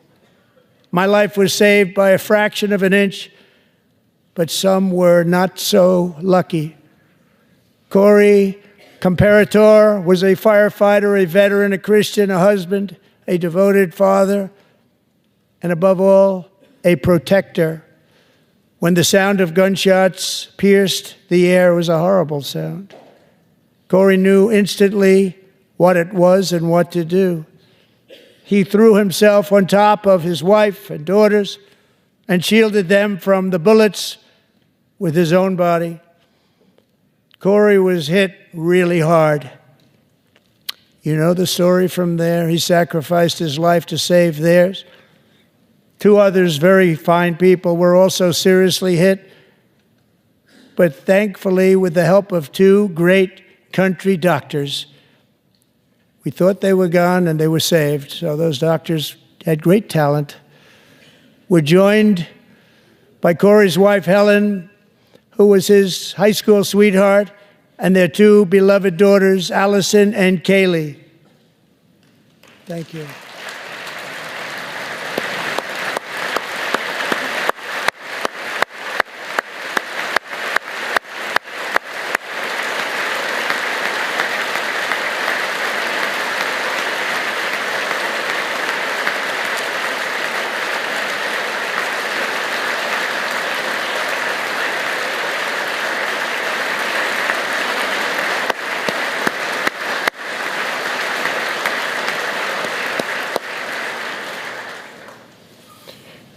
To Helen, Allison, and Kaylee, Corey is looking down on his 3 beautiful ladies right now, and he is cheering you on. He loves you.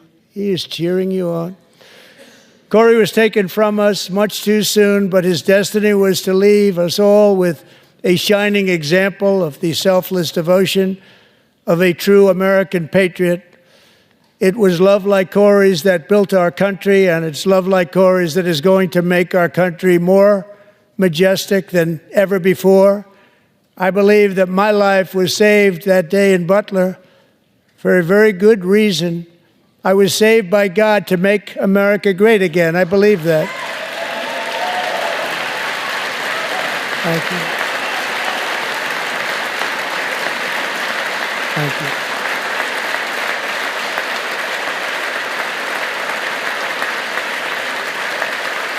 Thank you.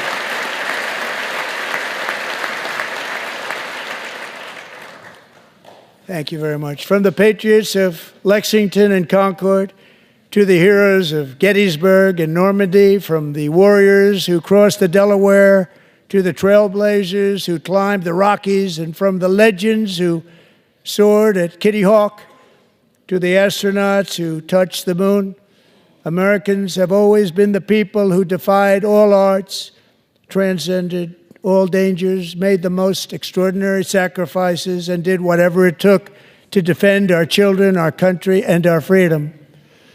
And as we have seen in this chamber tonight, that same strength, faith, love, and spirit is still alive and thriving in the hearts of the American people.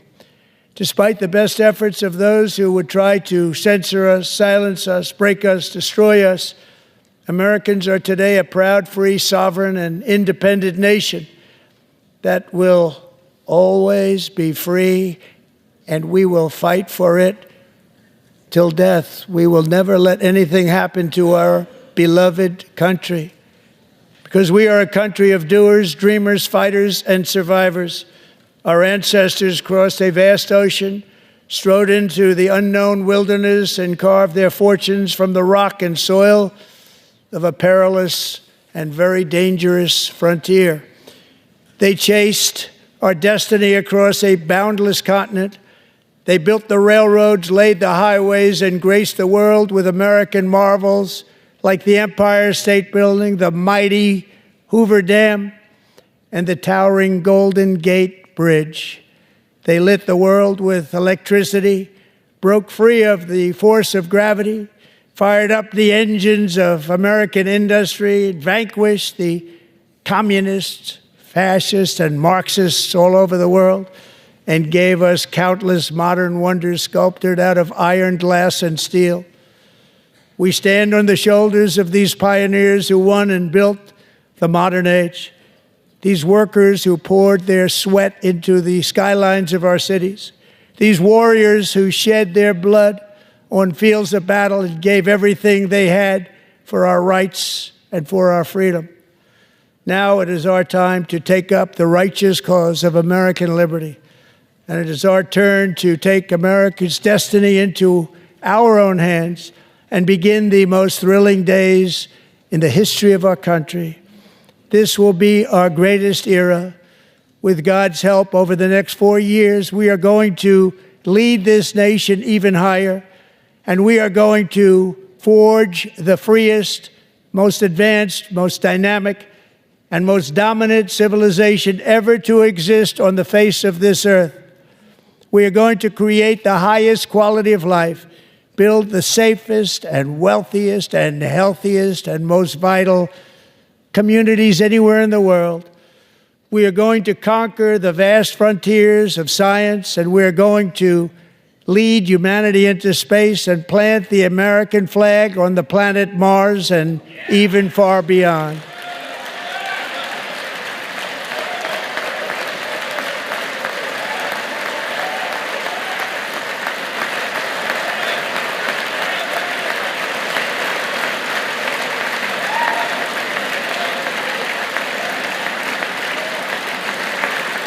And through it all, we are going to rediscover the unstoppable power of the American spirit.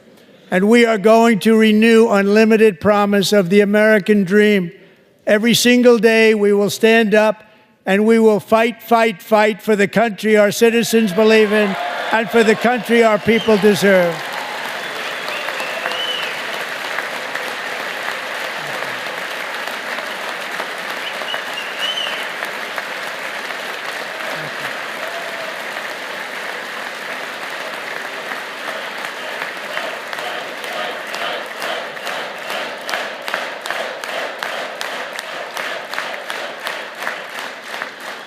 My fellow Americans, get ready for an incredible future, because the golden age of America has only just begun. It will be like nothing that has ever been seen before. Thank you, God bless you, and God bless America.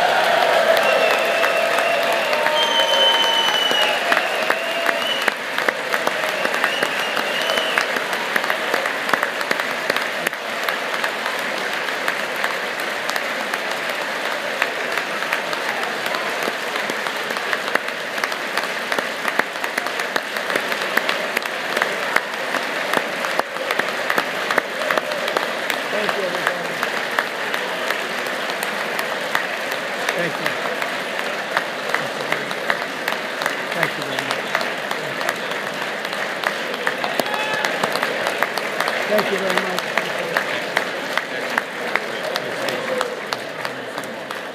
Thank you very much.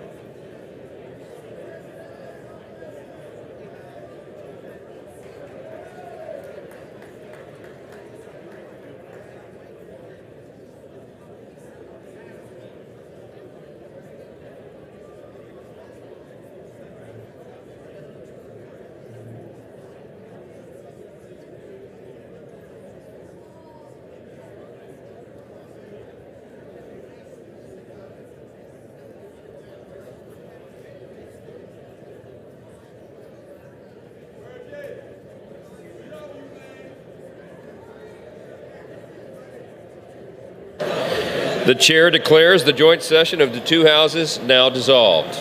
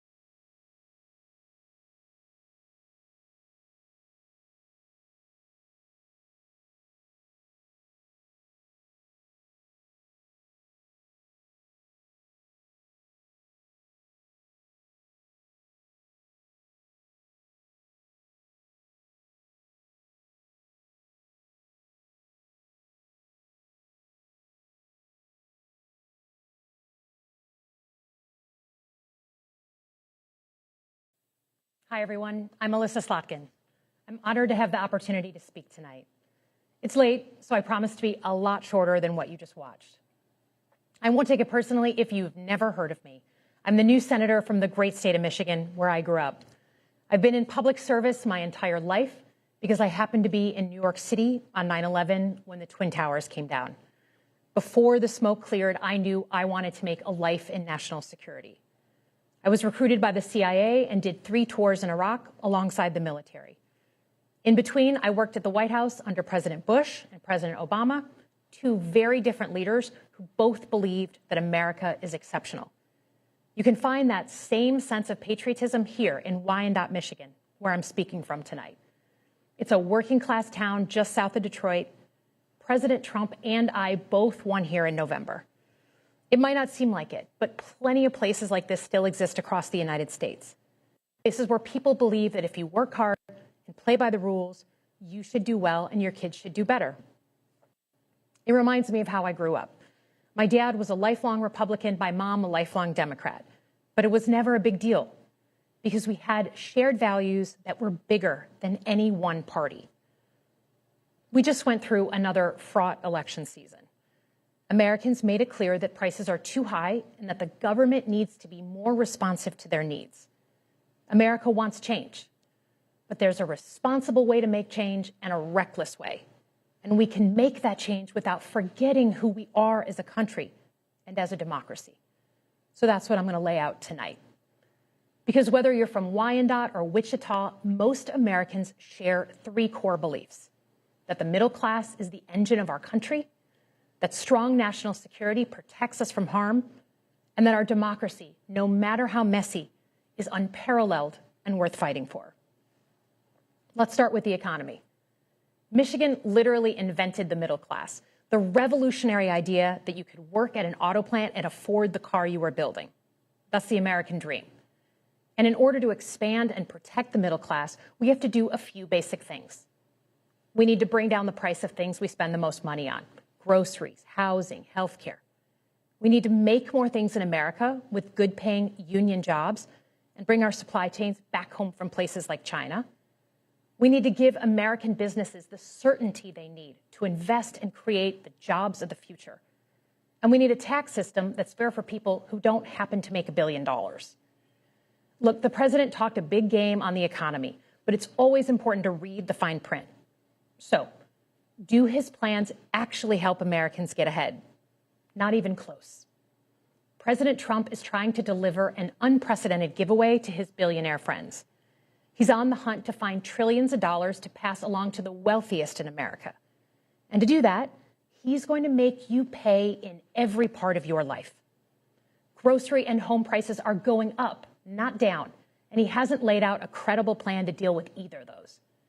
His tariffs on allies like Canada will raise prices on energy, lumber, and cars, and start a trade war that will hurt manufacturing and farmers.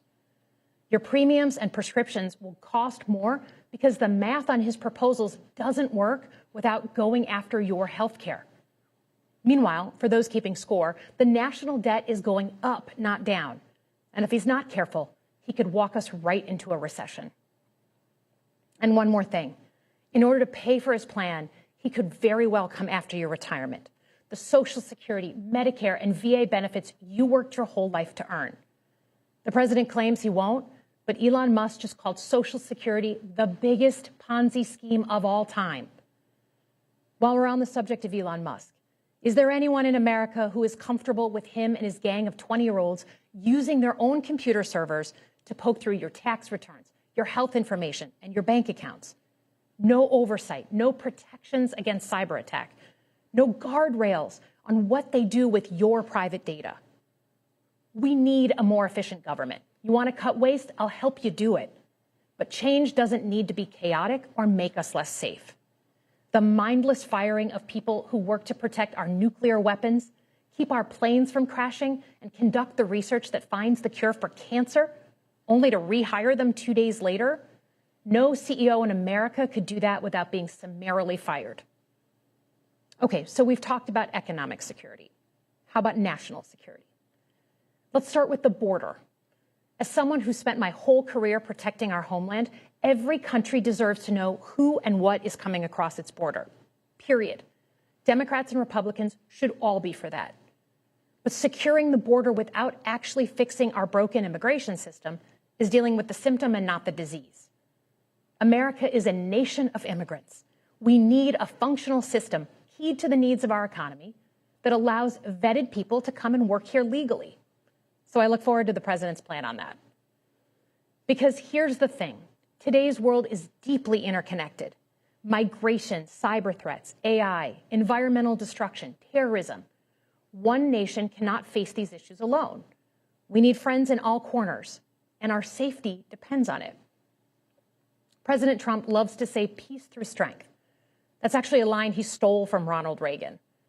But let me tell you, after the spectacle that just took place in the Oval Office last week, Reagan must be rolling in his grave.